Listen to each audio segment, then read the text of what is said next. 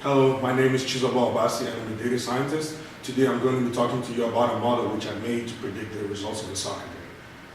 So basically my motivation comes from the fact that as a young kid growing up, I was a huge fan of the English Premier League.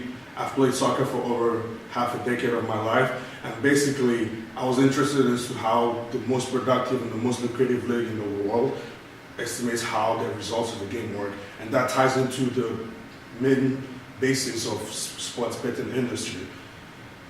So basically I leverage standard data science tech with focus on XGBoost and scikit-learn, which I use the random classification system from.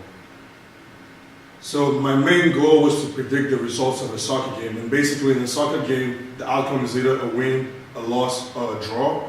And so my first pass was to use the raw data set for the English Premier League data to just find out what the accuracy was going to be like. And I ran a basic random forest classifier, and that gave me a 65% accuracy. And so I wanted to figure out ways in which I'll be able to increase my accuracy.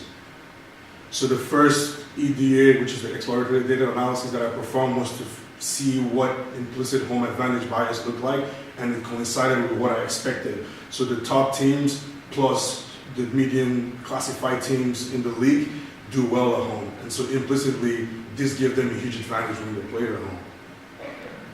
So I went further to use clustering to figure out what teams have the same game style of play. And so I was able to use that to figure out what teams perform highly in terms of attack versus what teams perform lowly in terms of defense and vice versa. And so with that, I was able to hone in on features that explicitly differentiated game styles of teams. And I used that to build a data set which I performed on rolling averages to predict a day by day, given a 10-day period and a minimum of 5 teams. And from that, I ran a lasso regression model, and that was able to coincide with what I expected. The home shots on target and the key pass of the home team are two important features. And so this was some features that I decided to keep for my clustering. And I also came across features that I felt were not impressive and had a huge impact on my model. And so I got rid of those features, and I ran a classifier with about 30 features. And this time I got an accuracy of 72%, but I still had some problems predicting actual tie games. And so I did some more feature engineering with defining what expected goals is. So I defined the attacking power of a team and defined the defensive power of the opponent of which they were playing. And then I just took the average goal of the league and used that to create an expected goal column for all the teams. And with that, I was able to drop a bunch of features that I used to create this new feature. And I got down to 20 features, but this time I used the XGBoost classifier because it requires minimal tuning to produce a good result. And I was able to come up with a 99% accuracy after this feature engineering.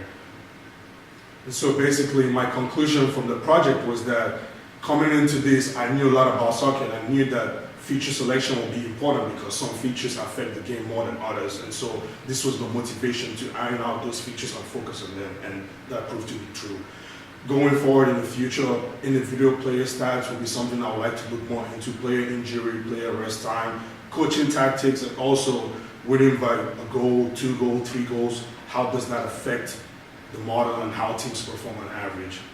Feel free to contact me. Nice talking to you all.